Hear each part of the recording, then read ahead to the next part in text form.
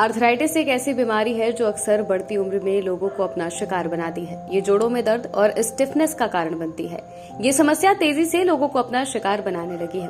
Arthritis यानी कि गठिया में चलना फिरना, उठना बैठना मुश्किल हो जाता है। पहले ये बीमारी उम्र बढ़ने के साथ आती थी, लेकिन अब कम उम्र में ही लोग इसके शिकार बन रहे हैं। आर्थराइटिस में जोड़ों में सूजन और दर्द की समस्या होती है, जो बढ़ती उम्र के साथ और तकलीफ देने लगती है। यही कारण है कि आर्थराइटिस को लेकर जागरूकता बढ़ाने और इससे बचाव के लिए हर साल 12 अक्टूबर को आर्थराइटिस डे मनाया जाता है।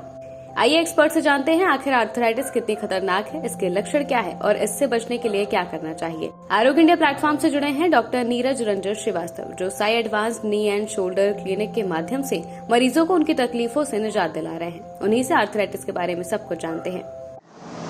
आर्थराइटिस जोड़ के सूजन को कहते हैं। जोड़ में अगर इन्फ्लेमेशन हो, जिसकी वजह से जोड़ की जो लेयर्स हैं, जॉइंट्स के जो लेयर्स होते हैं, कार्टिलेज होते हैं, वो खराब होने लगते हैं, तो इसे हम लोग आर्थराइटिस कहते हैं।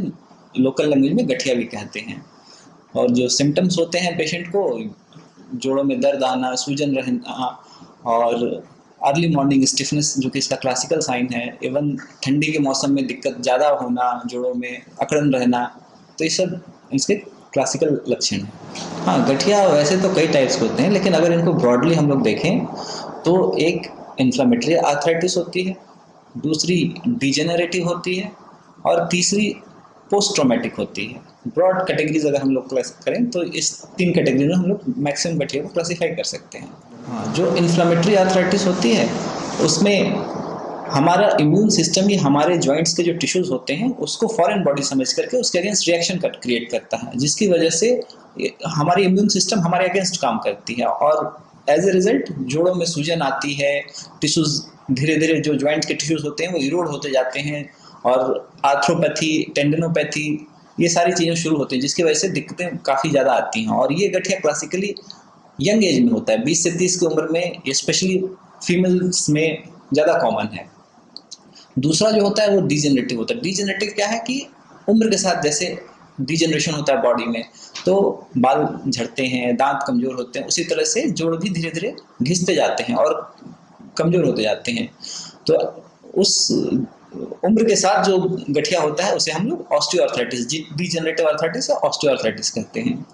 और तीसरा मान के चलिए तो जैसे कि किसी को चोट लग गई, जॉइंट में फ्रैक्चर हो गया, फ्रैक्चर की वजह से, अनइवन सर्फेसेस की वजह से वो गठिया होने लगता है, धीरे धीरे जोड़ खराब होने लगता है, तो that is post traumatic arthritis. अक्सर मन में ये सवाल होता है कि खराब लाइफस्टाइल की वजह से आर्थराइटिस के मरीज बढ़ते जा रहे हैं। इसके पीछे कितनी सच्चाई है, एक्सपर्ट नीरज डॉक्टर से ही जानते हैं। आहार और लाइफस्टाइल का ज़्यादा रिलेशन हमारा अगर आप देखेंगे तो इन्फ्लेमेटरी आर्थराइटिस में उतना नहीं होता है, क्योंकि इन्फ्लेमेटरी आर्थराइटिस हमारे ही टिश्यू के अगेंस्ट हमारी इम्यून बॉडी काम करती है, इम्यून रिएक्शन काम करता है, जिसकी वजह से ये होता है।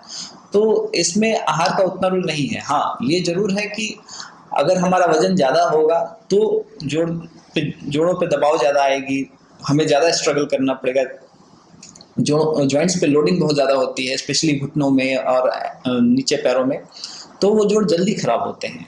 तो वेट ज़्यादा होना, ओबेसिटी अपने आप में एक रिस्क फैक्टर है। और ओबेसिटी को देखें तो डेफिनेटली हमारा लाइफस्टाइल और हमारे खान पान से हम लोग उसे कंट्रोल कर सकते हैं। जो डिजेनरेटिव आर्थराइटिस है वो आजकल काफ़ी यंग लोगों में भी देखने को मिल रहा है। यूजुअली ये 60 के बाद होता था, बट आजकल 40-45 के यंग लोगों में भी ये देखने को मिल रहा है। और इसके लिए जो मुख्य कारण होते हैं वो लाइफस्टाइल, हमारा रहन सहन, खान पान और जेनेटिक्स, ये 3 का इम्पॉर्टेंट रोल है।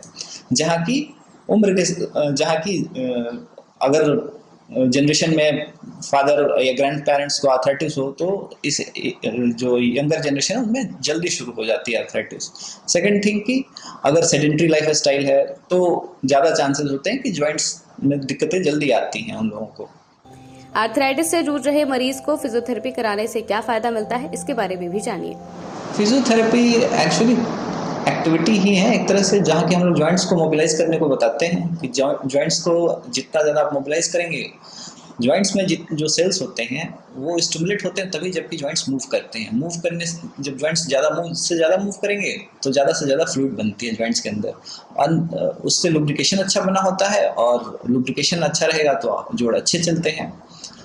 जो कोई भी जोड़ को अगर हम लोग लंबे समय तक इमोबिलाइज कर देते हैं, जैसे किसी का फ्रैक्चर होता है, हम लोग प्लास्टर लगा देते हैं, तो उसमें जोड़ लंबे समय तक इमोबिलाइज होते हैं, तो आप जब प्लास्टर काटेंगे तो देखेंगे कि जॉइंट्स काफ़ी स्टिफ हो जाते हैं। तो कोई भी जॉइंट जो कि लंबे समय तक नहीं चलता है वो काफ़ी स्टिफ हो जाता है।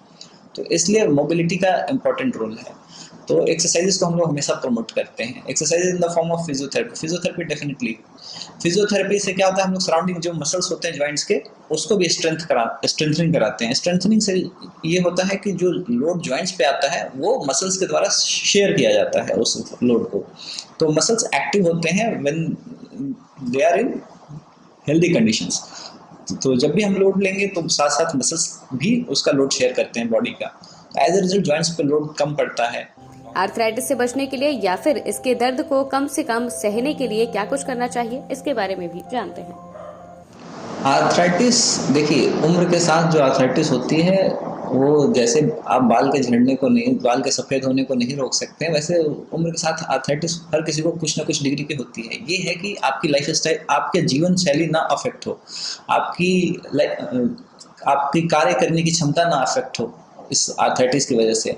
तो उसके लिए ज़रूरी होता है कि यंग एज से ही अपने जॉइंट्स के पे थोड़ा सा ध्यान दिया जाए, अच्छे से एक्सरसाइज करें, रेगुलर एक्सरसाइज करें, स्पेशली जॉइंट्स ओरिएंटेड एक्सरसाइज करें जहाँ कि आप अपने हर जॉइंट्स को मोबिलाइज करें, और जो सराउंडिंग मसल्स हैं वो हेल्दी हो, स्ट्रेंथ अच्छी हो, फ्लेक्सिबिलिटी बनी हो।